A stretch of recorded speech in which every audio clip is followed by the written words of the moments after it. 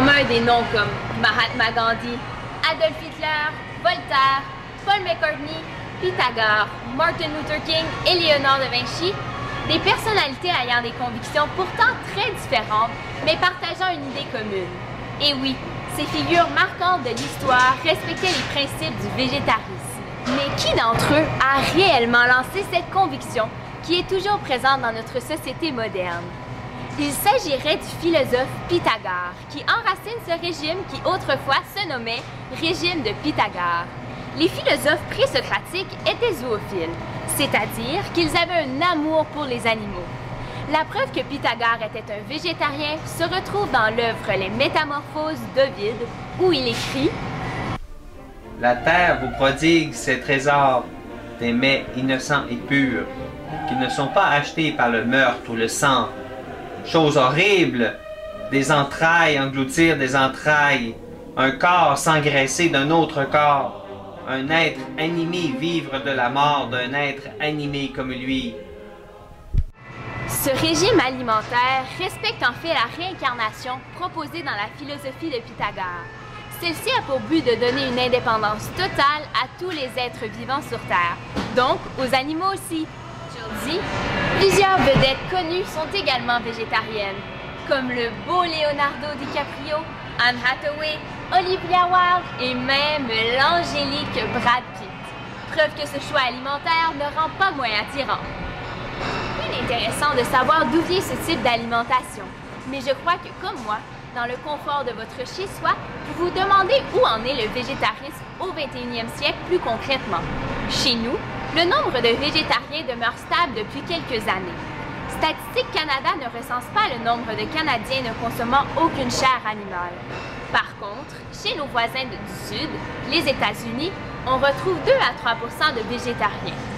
Selon l'Association des végétariens de Toronto, ces chiffres seraient semblables au Canada.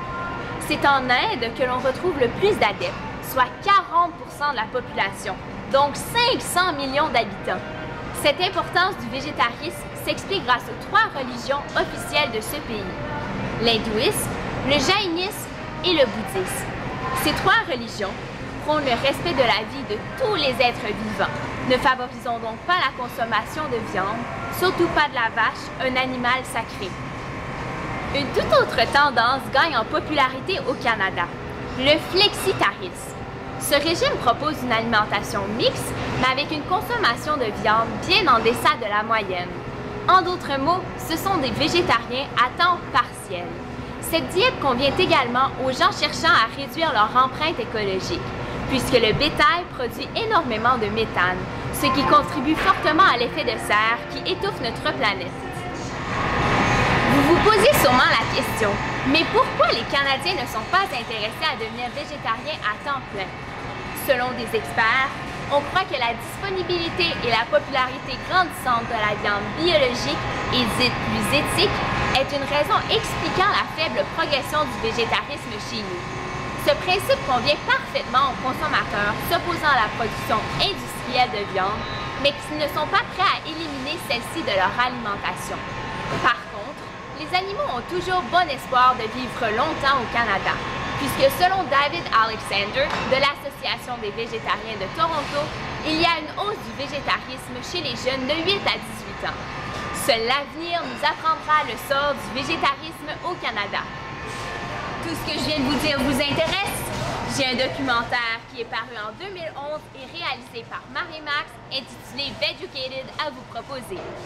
Celui-ci présente 3 individus, comme vous et moi, ayant un régime omnivore. Ces 3 New-Yorkais décident de changer leur alimentation et de devenir végétaliens, c'est-à-dire ne rien se consommer qui provienne d'animaux.